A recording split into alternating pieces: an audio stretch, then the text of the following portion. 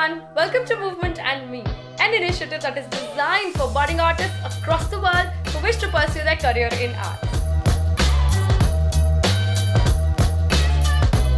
I'm your host Niharika, and on this show you will hear artists talk about their lives and the choices they had to make in pursuit of arts. We will also get to use some tips and key learnings from the lives of these artists, along with a detailed discussion on their areas of interest. So quickly hop onto a journey into the world of arts along with us.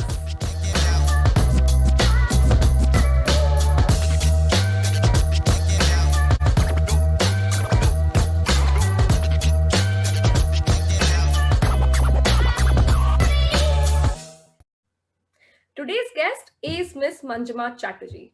Manjima Chatterjee is a drama explorer, teacher, and occasional writer. Ms. Manjima studied English at St. Stephen's College, Delhi University, and Sociology at the Delhi School of Economics. She has a PG Diploma in Drama and Education T.E.S.T, Theatre for Education and Social Transformation under Maya Krishna Rao from Shiv Nadar University. Her articles have appeared in Arts Praxis, the Arts and Education Journal of NYU Steinhardt, as well as in anthologies such as Nation, Nationalism, and the Public Sphere, and newspapers such as the Hindu Business Line, Education World, and Hindustan Times. She was shortlisted for BBC's International Radio Playwright Competition and won the Hindu Metro Plus Playwright Award in 2013. Her book Two Plays on Hunger was published by Dhauli Press in 2018, and her play Mountain of Bones was published in Creating a Profession, Disparate Voices of Indian Women Playwrights, an anthology of works by female Indian playwrights. Manjima has conducted workshops on drama and education with teachers from schools across the country, including the DPS group of schools, and was privileged to moderate a panel introduction, drama and storytelling-based learning to a delegation of 1,500 Sahodaya School Principals at the 25th National Conference of Sahodaya School Complexes held in November 2019. She teaches drama and serves as the Central Arts Curriculum Lead at Shiv Nadar Schools. Hi Manjima, welcome to the podcast and thank you for agreeing to do this with us. Hello, thank you for having me. I'm so excited to have you on board and I'm so glad you're here with us. So without any further ado, I'm going to get started with my first and a very interesting question that I tend to ask all my panelists, and I'm very curious to know more about as well from your end. Tell us about your journey so far. How did you end up with drama and where did all this begin? Well, I was always into drama as a kid in school. My teachers used to pick me up and put me in plays and stuff. And I soon found myself leading quite a few dramatic experiences. But it was only in senior school, when I was in grade 10 or 11, that I actually started exploring theater, as in really kind of watching plays and, going to different places to actually experience how different forms of theater take place. That was when I started getting seriously interested. And of course, when I came to St. Stephen's College to read English, the exposure only grew. I became a part of the Shakespeare Society. I was an active member. We did a lot of work there. And campus drama was very, very exciting. DU was very exciting at that time. The repertory company of the National School of Drama was also a very exciting place at that point of time. You had these stalwarts, Vijay Raz, Mahendra Mewati, who is sadly no more with us. They were all dominating that space at that point of time. And it was just a very, very exciting time for theatre. The Bharat Rang Mahotsavs had taken off and we got to watch plays that came from all over the world. And the Prithvi Theatre Festival used to happen as well. So my annual calendar around the time I was in college was completely based around the plays I was going to watch and read. So I took memberships at Max Miller Bhavan Library and at British Council just to be able to read and watch the plays. So it was quite a fascinating time to be. And but even then, I frankly, I come from a middle class family and we had financial constraints. I never thought that I would actually step into the space and take up drama as a career, which is why I never actively pursued that.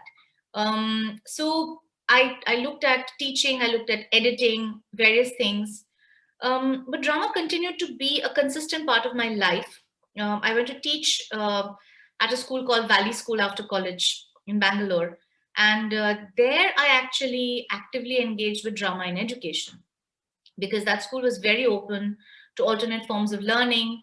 And they were very, very focused on ensuring that learners with different learning capabilities were able to completely engage in the classroom. And so various methods were employed. And that's when I kind of realized that, drama didn't need to be a part of my, my extras and my entertainment all the time. It could actually be much more than that. When I came back to Delhi after that year got over, a friend of mine, Kapil Pandey, he was launching an NGO, and we got into this conversation. We were working with children who came from deprived backgrounds, but lived in a very, very posh part of Delhi, which is Khan Market. And we started working with those children. There were a lot of differences in those children as well. Some were complete slum dwelling children, some came from the servants' quarters, some were migrant people who lived for different, at different parts of Delhi and at different points of time. A lot of the children were begging on the streets. So we had this very diverse group, and we had a lot of kids. We had like 80 kids to begin with, and sometimes we had more. And we had to cater to them. So that's where my experience at Valley came in handy. And we actually started working with the kids through drama and sport. The cheapest sport that kids can enjoy and play is football. So that became a big part of Kutum's thrust. And there I started working on methods. Much later, as a part of Shiv Nadar School, I got to hear of this opportunity to pursue learning in that space with T.E.S.T. And the very fact that Maya Krishna Rao, who was like somebody I had completely idolized in my college days, was leading it, that was like a huge factor in taking it up. But I was so glad I did, because a lot of the practice that I had kind of developed in the course of time, I discovered that, this was actually like part of an existing pedagogy. And there was a lot of conversation. It was just fantastic to be able to discover that. So yeah, that's, in a nutshell, that's what it's been like. I think that nutshell is actually quite a lot of information. So I'm very curious. As someone who's in the education space, I don't really understand what drama in education stands for. Can you elaborate a little bit on what that means? Because I'm sure it is a very interesting space, but I would like to know more. So the thing is that typically when we look at drama, we think that drama and theatre are the same thing, but Right. they're not really. They've The two terms have come to be separately recognized over the last few decades, with the people such as Dorothy Heathcote working in that space to develop drama as its own specific kind of learning and training. So, what is the difference, you might ask? Theatre is a kind of learning which is focused on performance. Theatre is about telling stories in a certain way, using certain tools and techniques and strategies to present it before you in an entertaining package, so to speak. And I think that's quite basic, because no matter how much drama theatre disturbs you, and it should disturb you, good theatre should. As it says, art should comfort the uncomfortable and create discomfort for those who are comfortable. So that's the purpose of good theatre as well. But the presentation and the skill sets and the acting, all of that is geared towards the actual presentation of the play, and it stops there, right? It stops with that presentation. Once you've seen a play, you might go back and watch it again for your own purposes. But as far as the actors are concerned, their engagement with you is for the duration of that performance. Now, what drama does is it takes the back end of what goes into making theatre, the skill sets, the research, and there's a lot of research that goes into making good theatre, the research that goes into it. And it's not just academic research, but a lot of arts-based research. For instance, if I am going to play a character that belongs to, say, the 19th century, I would need to do some basic research on that character's background, that character's current context. What kind of food are they likely to eat? What kind of clothes do they wear? What kind of expenses do they have? What kind of earnings do they have? What makes them comfortable? What makes them uncomfortable? So a great deal of research actually goes into that. This is historical research, right? Now, what in a drama class we might do is we might take that aspect of it to actually help a child to engage with, say, the British colonial era, say around the time of the Sepoy Mutiny, to actually, if I'm playing a mutineer, to be able to understand what are the motivations that are, pushing me. What are the reasons that are guiding me to make the decisions I am? So I might actually create a situation where somebody is being persuaded to join a mutiny. To be able to arrive at that scene, students would actually need to do some basic research into the kind of things that I mentioned earlier. What are the conditions like? Where are these people living? What are their homes like? What are their considerations? And some of this research might happen through the history textbook or through, additional historical sources, but a lot of it is also about your imagination, about thinking that if I am in Kanpur at this point of time, this is summer, it's hot. I'm living in a house with a brick shed and it's probably got a mud floor. And I am sitting here and I have my kids around me.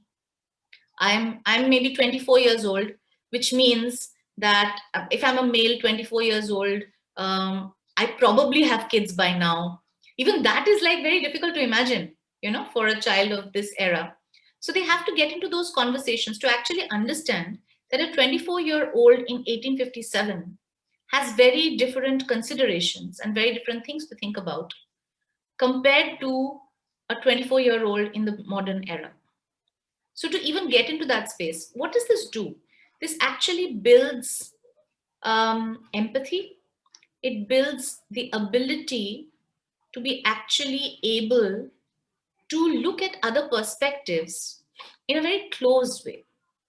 So I, as a 13-year-old girl in the present era with all my privileges and everything, I'm able to, step into the shoes of a Dalit boy who's 24 years old, living in a completely different space, in a completely different set of circumstances, and still be able to represent their story with a degree of truth. The difference is that in a drama-based exercise, the focus is on gaining that experience and making decisions based on those experiences, not on performing the role. Because performing the role requires a different kind of truth and a different kind of skill set, which we are not looking to build. What we are looking to build is, if you may look at it as that, internal space. We're looking at expanding their internal horizons, their ability to imagine, to be empathic, to be able to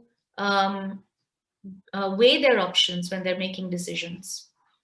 And we hope, and we do find that it does work, actually research shows that it does, that the more this kind of experience is introduced to students, in their actual everyday decision making, they are able to think of the other in more empathic ways.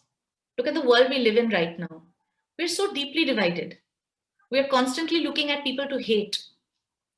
To begin with, drama teaches us that it's pointless to hate. Let's understand. Let's instead try and understand what the other people are going through. Let's take a considered opinion together. So I would say that in many ways, like to quote Maya, who's very fond of saying this, drama makes you more human. Yeah, and I would also say that drama builds community. So that's what drama-based education does. If it's a little clearer now. Well, drama-based education and the need for drama-based education both are very, very clear. So thank you so much for, clearly putting it out there for all of us. This brings me to the next question. You have been you've been an educator at the Shiv Nadar schools for more than 8 years. Based on the kind of exposure and experience you've had, do you think it's possible for us to teach these strategies and these tools and these, um, I would say, this way of thinking and approaching learning or teaching in school spaces to other educators as well? People who do not have the background that they need to have for, like, say, theater, or if they, or drama for that matter. If they don't have a background, is it possible to teach them? Absolutely. We've been doing it for years now. And yes, it is possible. It is very important, in fact. I would say that, of course, it training helps. There is a craft to it. There is a way of conducting the classes, and formal training will certainly achieve things at a quicker level. And it doesn't matter what you're teaching. You could be teaching music, or you could be teaching visual arts. But I think having a training in drama based approaches actually enables you to be a better storyteller. It helps you to find the point of the story more quickly. It helps you to frame your questions.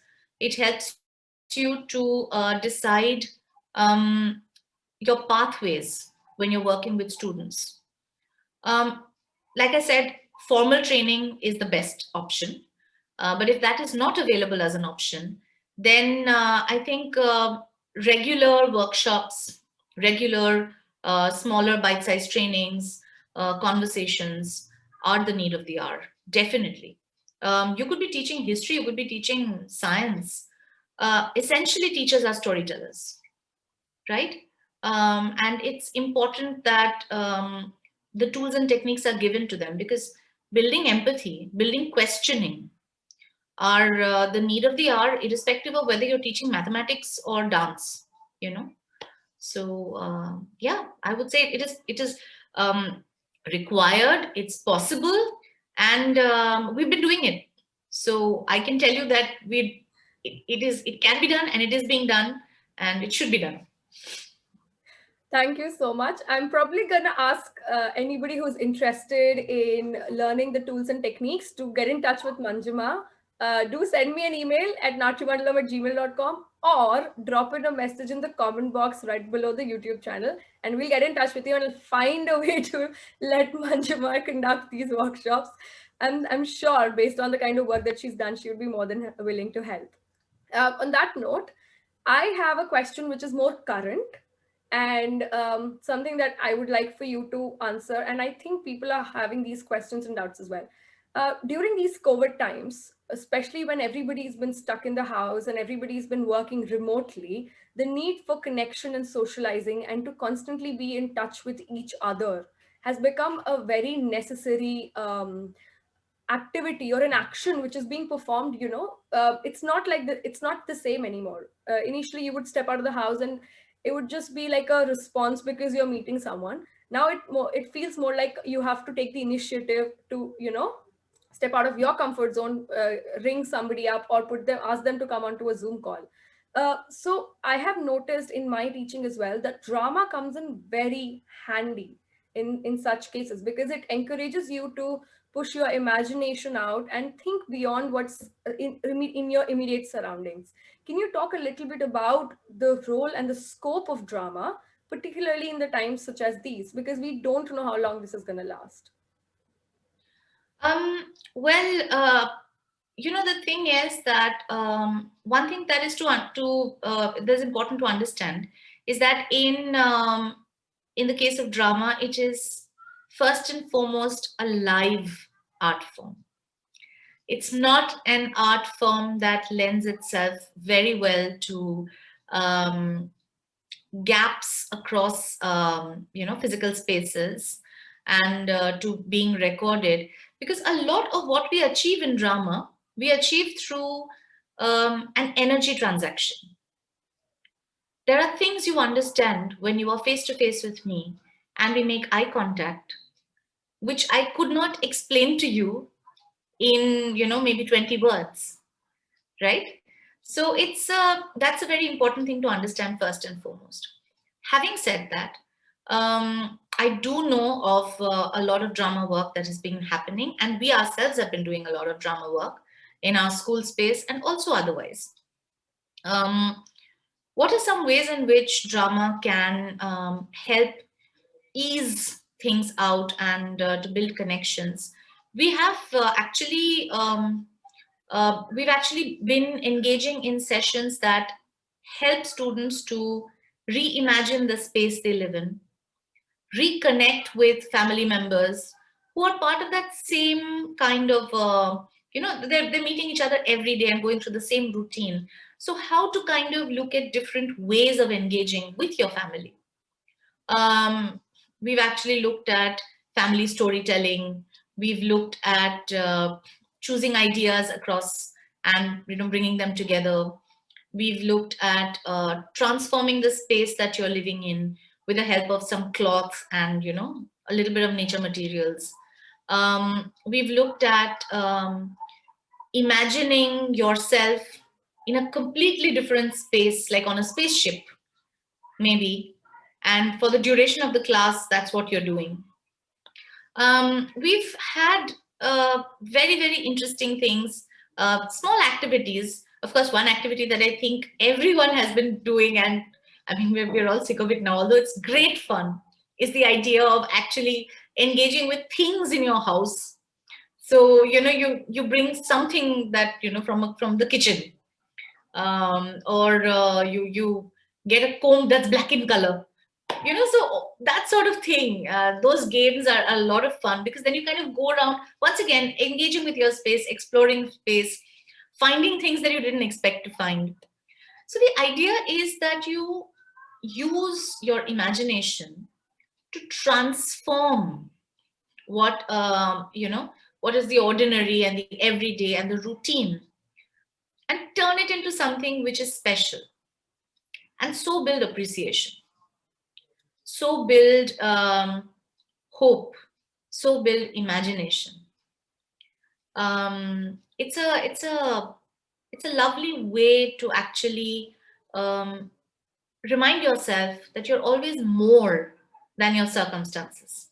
It's not just these circumstances. There are other circumstances that we're facing in the country as well. It's not just COVID-19. We are faced with all kinds of things. When we open the newspapers every day, it's a new gloom that settles over everyone. I think what drama does is it, through the elements of conflict resolution, building conflict and then finding a way to kind of move into a new direction, find new answers, through building empathy, through building appreciation. It just enables us to always find possibilities. Drama keeps our possibilities alive. And I think as long as our possibility is alive, we can overcome anything. So, yeah. This kind of brings us to the end of part 1. Thank you all for tuning into Movement and Me, an initiative that is designed for budding artists across the world.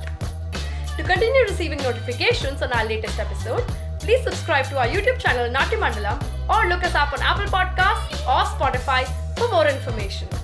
I'm your host Niharika, and I'll see you all next week.